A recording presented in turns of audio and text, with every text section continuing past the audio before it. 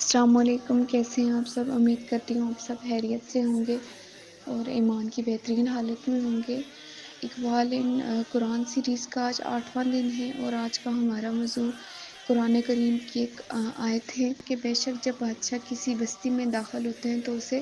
تباہ کر دیتے ہیں۔ اور اقبال کے شعر ہے اس کے بارے میں: اب بتاؤں تجھ کو رمز آیا،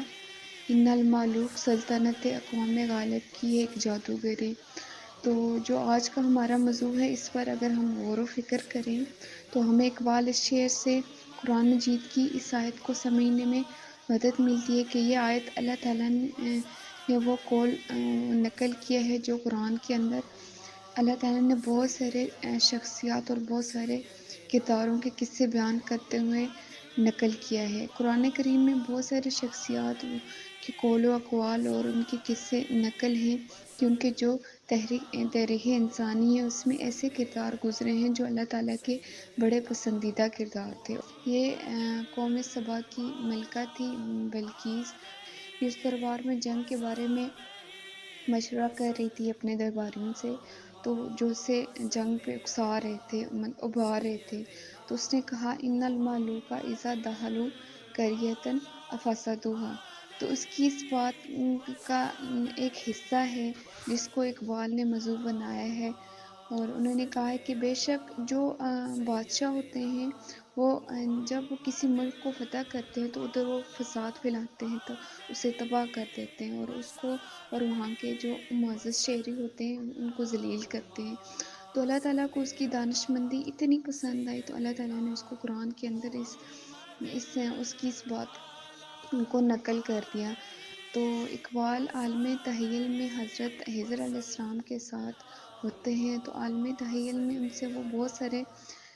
سوالات کرتے ہیں، اور ان سوالاتوں میں ایک سوال یہ بھی کرتے ہیں کہ یہ جو امپائرس ہوتی ہیں ان کے بارے میں آپ کا کیا خیال ہے؟ تو خضر علیہ السلام اقبال کو کہتے ہیں کہ وہ قرآن مجید کی اس آیت کو سمجھ لیں تو ان کو سمجھ آ جائے گی کہ وہ امپائرس کیا ہوتے ہیں۔ تو وہ اس آیت کو اپنا موضوع بنا کر کہتے ہیں کہ اب بتاؤں تجھ کو رمز آیا، ان المالوک سلطنت اقوام غالب کی ایک جادوگری۔ جو غالب اقوام ہے نا ان کی جادوگری، یعنی کہ جب بھی کوئی غالب قوم کسی بھی مغلوب قوم پہ حملہ آور ہوتی ہے، حاکم محکومے پہ حملہ آور ہوتا ہے، کوئی بھی ملک کسی دوسرے ملک پر حملہ آور ہوتا ہے یا کوئی بادشاہ کسی دوسرے ملک پہ حملہ آور ہوتا ہے تو وہاں پر وہ ترس نہیں کھاتا، ان کا کام لوٹ مار، قتل و غارت، وہاں فساد پھیلانا، شہر کو جلا دینا، اینٹ سے اینٹ بجا دینا، وہاں کی عزتوں کو تذلیل کرنا، وہاں کے جو معزز شہری ہیں ان کو غلام بنا دینا۔ اور تو پرانے عہد کے اندر سلطنتوں کا عہد تھا، اسی لیے امپائرس کو بنایا گیا۔ تو آج کل ملکوں کا عہد ہے نا، ریاستوں کا عہد ہے۔ تو آپ سمجھ سکتے ہیں جیسے کہ اسرائیل ایک ریاست ہے، اگر وہ فلسطین پر حملہ آور ہو رہی ہے تو وہ غزہ کو فتح کر کے وہاں انہیں پھول کی مالا نہیں ڈال رہی بلکہ وہ وہاں پر فساد پھیلا رہی ہے، خون کی ندیاں بہا رہی ہے۔ اس طرح اگر ہم لوگ کشمیر کو دیکھیں تو کشمیر ایک محکوم قوم ہے اور انڈیا پاکستان جہاں پر اپنا کلچر مسلط کر رہی ہے اور یہاں کی سیاست کو، معیشت کو تباہ کر رہی ہے۔ دنیا کے اندر آپ جہاں کہیں بھی دیکھیں گے، جس ملک نے بھی کسی دوسرے ملک پر حملہ کیا ہے وہاں تباہی ہوئی ہے۔ ود ان دی اسٹیٹ اگر ہم اس فلسفے کو دیکھیں تو اگر کوئی ڈکٹیٹر کسی ملک کے اوپر قابض ہو جاتا ہے تو وہ ماشاء اللہ لگاتے ہیں، وہ اپنی امریت قائم کرتے ہیں، بادشاہت قائم کر دیتے ہیں، تو وہاں کے لوگوں کی جو خواہشات ہوتی ہیں، ان کے جو نظریات ہوتے ہیں وہ ان کو کچل دیتے ہیں۔ دنیا میں کسی بھی جگہ پہ جو بادشاہت کا یا سلطنتوں کا رواج ہے یا امپائرس کا کنسیپٹ ہے یا کوئی حاکم قوم کسی محکوم قوم پہ قابض یا قبضہ حاصل کرتی ہے تو وہاں